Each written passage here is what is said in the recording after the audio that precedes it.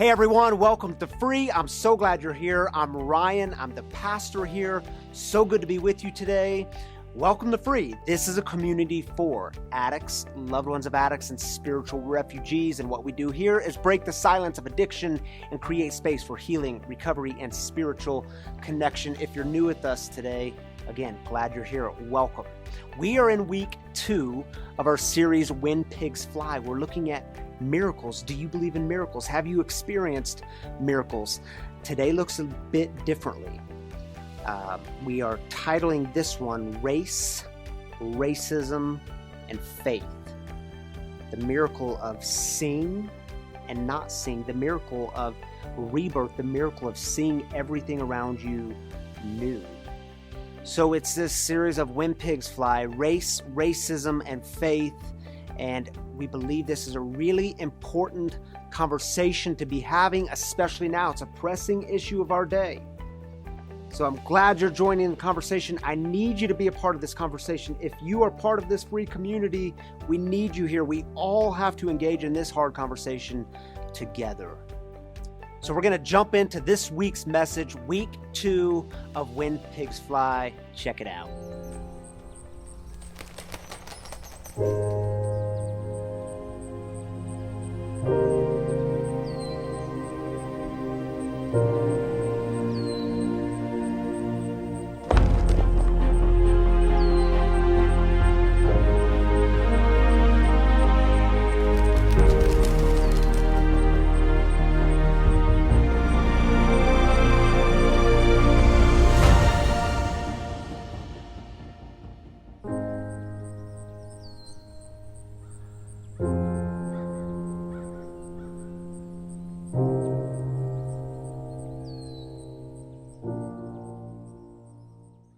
I want to talk with you, begin a conversation around race and racism and what our faith has to do with any of this. And if I can speak honestly with you for just a moment, I was a bit nervous about preparing this message. Not because I didn't know what to say or haven't preached on it before, I have. And yeah, it's true, there's some concern about saying the wrong thing and causing harm to people I love dearly. But that can't stop us from doing the hard work, right? Or saying the wrong thing. And y'all know we live in a culture that loves to do shame. And in my experience, the shaming almost always shuts down real and transformative conversation. So here's my promise to you. Because it's so much a core value of this community, we will not do shame in this conversation. Now, you might experience some feelings of discomfort. And these are hard conversations. But we will not do shame. I won't do it. I hope you don't experience it from others in this community. In my experience, shame does not cause transformation. Only love can do that. But the nervousness in preparing this message was knowing this can't just be a one-off conversation, a one-and-done type thing. It's a moral issue. It's a pressing issue of our day. We have brothers and sisters who are suffering, and it must be an ongoing conversation. So I want to invite you this Tuesday, July 7th at 7 p.m. Mountain Time to join us right here on our free Facebook page for a roundtable discussion with 4 of my friends, Pete Peters, Jason McKissick, Jamie Delgado, and Lou Martinez. We're going to have an informal roundtable discussion around race and racism and our faith and how we might be a part of the healing work in the world. Now, one of the things I also wrestled with was this question of, are we staying in our lane? From the beginning, we've been crystal clear about our mission. Free as a community for addicts, loved ones of addicts, and spiritual refugees. And we want to create space for healing, recovery, and spiritual connection. So what does a conversation on race and racism have to do with recovery? I think everything. And for my comrades in recovery, what's one of the primary things that gets us and keeps us clean and sober? Rigorous honesty. If we can't be rigorously honest about our past and our present, well, we're not really free, are we? This conversation requires a bit of rigorous honesty so that we can all move toward healing, recovery, and spiritual connection together. And Free is a diverse community. We come in different colors, and I don't want anyone feeling left out or pushed to the margins in this community. So here's what I want to do. I want to share with you 3 personal stories, then one of my favorite stories from John's Gospel. You know, I grew up in Missouri, the Midwest, in a culture where it was common to use the N-word. And for the most part, we didn't like black people. If we're honest, we mostly considered black people to be animals and criminals, except for, of course, certain actors and professional athletes. And for the most part, that's overt racism. And as you grow a bit, it's pretty easy to see, easy to condemn. But what about the more systemic forms of racism, the kind that's become so much a part of us, it's harder to see? When I was in seminary at the Iliff School of Theology, I was invited to apply to the Hispanic Summer Program hosted at Duke University. And out of the 200 plus students who were accepted, I was one of only 10 white students accepted into the program. And it was a program primarily for the Hispanic community. And it sought to build bridges between Latino and non-Latino communities through enhancing the awareness of the work of Latino and Latina scholars and theologians. And I spent 2 weeks at Duke. I learned a ton and I absolutely loved it. Now, we had the weekend free. So me and 3 other Hispanic friends that I met in the program decided to go to the beach in Wilmington, North Carolina for an overnight. It was about a 2-hour trip away.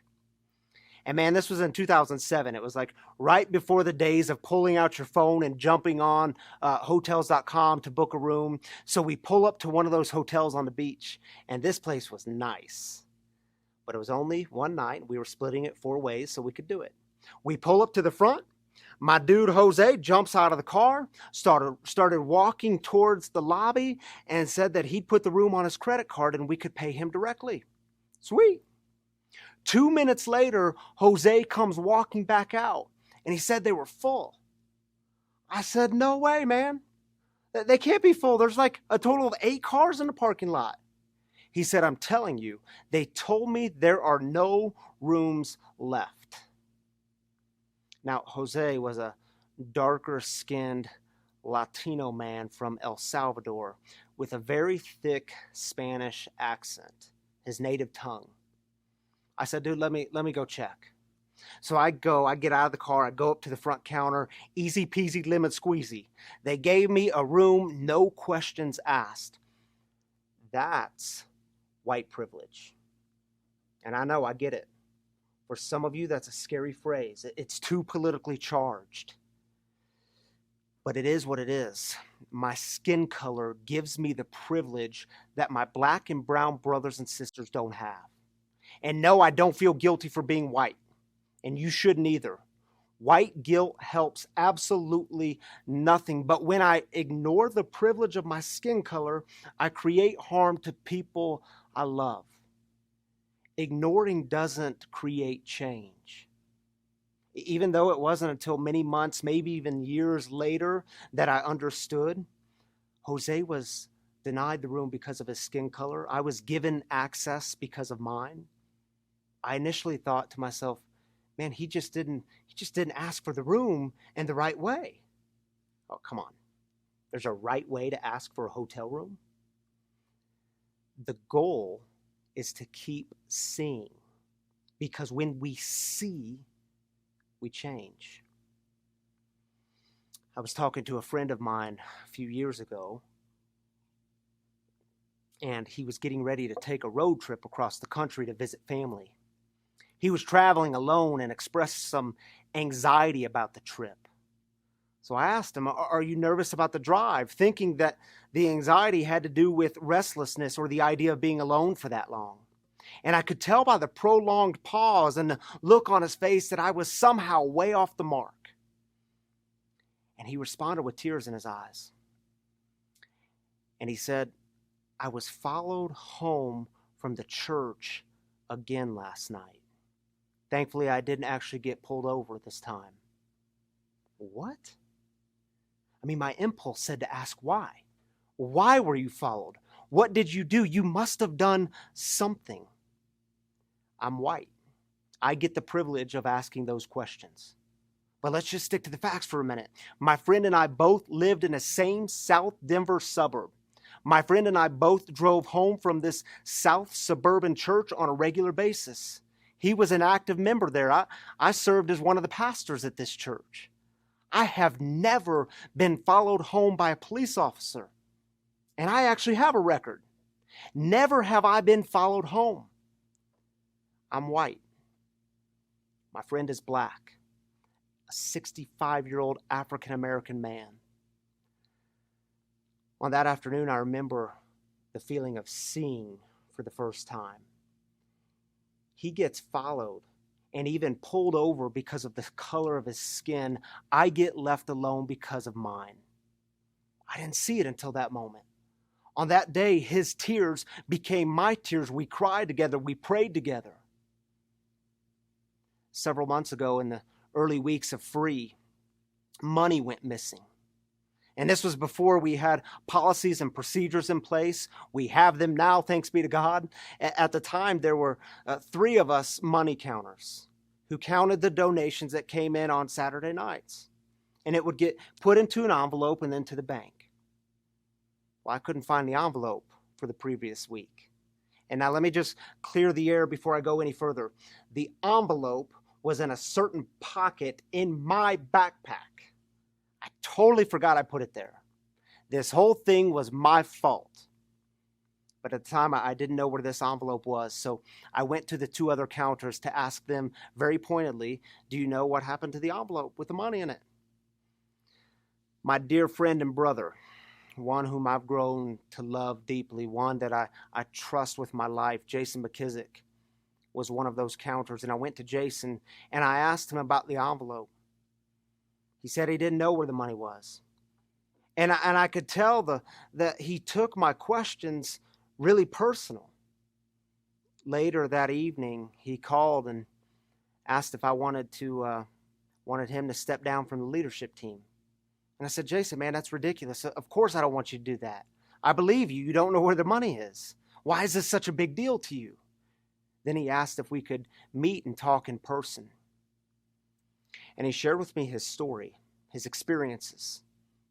One of the things he said to me that day was, as a big black man, I'm so used to being accused of stealing, of taking the thing that I didn't take. When something's missing and I'm in a room full of white people, who do you think they look at? And later that evening, I find the money in my bag. Dang. I didn't know that was Jason's experience. I just couldn't see it until that moment.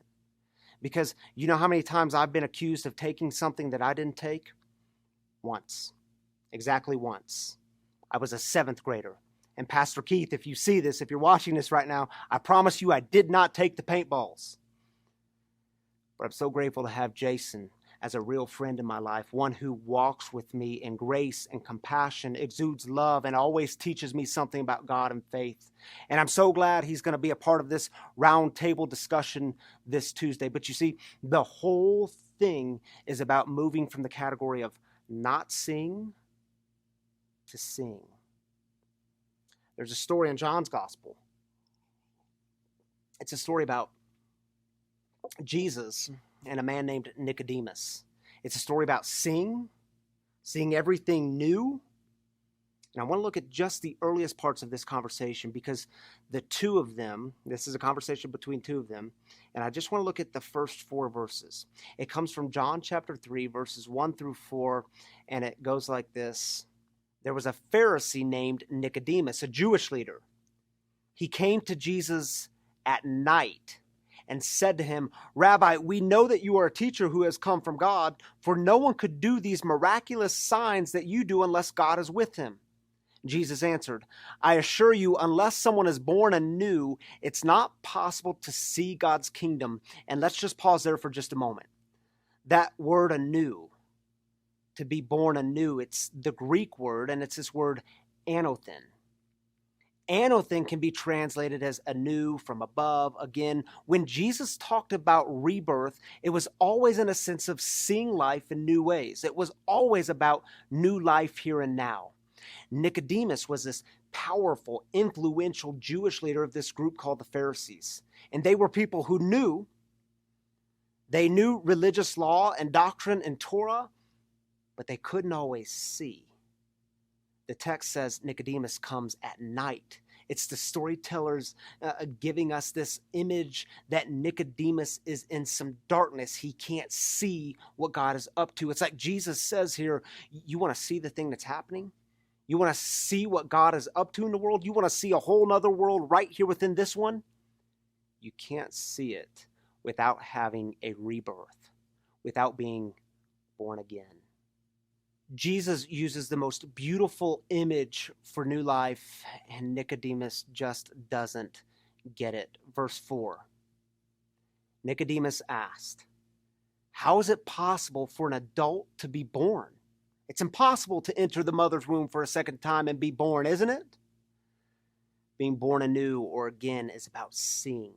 And for Jesus, new life is always about seeing. You begin to see things you hadn't seen before. The world becomes bigger. Something inside you expands. You might even begin to see the divine image in every single person you encounter. Have you experienced this? Yet we need these rebirthing experiences, don't we? And they're not just one-time things. We need them constantly, because sometimes I can see and I think it's all good. I'm woke. And then in the next moment, it's like I'm living in the night and I'm missing it. You know, I spent 3 years in a seminary that prides itself in social action and social activism, getting my master's of divinity degree with an emphasis in justice and peace studies. And I was trained to read and to be in dialogue with not just white voices, but voices from the margins, voices of color. Oh, look at me, I can see. And yet, I can still say to myself, come on, man. You just didn't ask the guy at the hotel front desk the right way. I can still buy into the temptation of asking my 65-year-old African-American friend living in the suburbs, come on, man, what'd you do? You must have done something to get followed home again. I still have the capacity to say to my friend and brother, oh, come on. Don't take it so personal. I just asked you if you knew where the money was. Yeah, you see why we need to see again, constantly, that I need to be born again, and again, and again, and again, and again, and again. So, my white brothers and sisters, how will you engage the hard work of listening, truly listening? How will you be intentional about hearing the stories of those who have experiences different from your own? And maybe start small. Consider adding authors of color to your summer reading list. Don't just read white authors. Do the work in hearing the experiences of others. Shoot me a message. I'd be happy to share with you some of the books that have helped me see in new ways. Add some meaningful, critical, thought-provoking films to your television watching list this summer. In this day and age where we have Netflix and Amazon Prime and other platforms, there are some great free movies that highlight the Black experience. Films like When They See Us, 13th, Just Mercy, Becoming, and so many others do the work. And my goodness, some of y'all need to turn off the news and hear actual stories from actual people. And what I mean by that is widen your social circles. Invite them, the one whose skin color is different from yours, invite them to dinner. Invite them to share some iced tea on your front porch. Invite them to the barbecue. Yes, even in the midst of COVID-19, widen your social circles. And my goodness, don't talk so much. Listen. Practice your listening skills. I'll close with this. Several years ago, I was on an academic immersion trip with a group of students down in Cuernavaca, Mexico. And the trip was led by 2 professors. We were studying Mexico-U.S. relations. On this particular day, we spent hours in the poorest of the poor villages talking with the people who lived there. We heard heartbreaking, gut-wrenching stories. And that evening, we got back to camp and we were debriefing. And as white students, we were all asking the same questions. What can we do? We've got to do something to fix this. There were tears, there was anger, there were fist shaking in the air. And one of the professors, who's Latino, responded, "You want to do something? You want to fix it? Maybe you should begin by crying with them." My brothers and sisters, when you enter into the story of racial inequality, racial injustice in America, and you have all sorts of questions, you just don't understand why they need to say Black Lives Matter rather than All Lives Matter. Or you have that yearning deep down that you want to do something, you want to fix it. Maybe we should begin in letting their tears become our tears. Then maybe we can begin to see anew, to see God's love for all people, to see the divine image in every single person you encounter. I hope you found this week's message meaningful, and I realize for some of you that this is heavy stuff, and we're all in it together. We're all in this conversation, this moving forward together.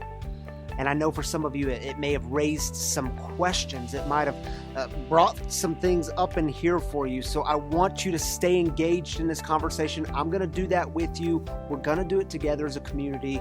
So again, I want to invite you, keep joining the conversation. This Tuesday night, 7 p.m. Mountain Time, we will have our roundtable discussion, discussing the issues of race, racism, and faith. I hope you join us.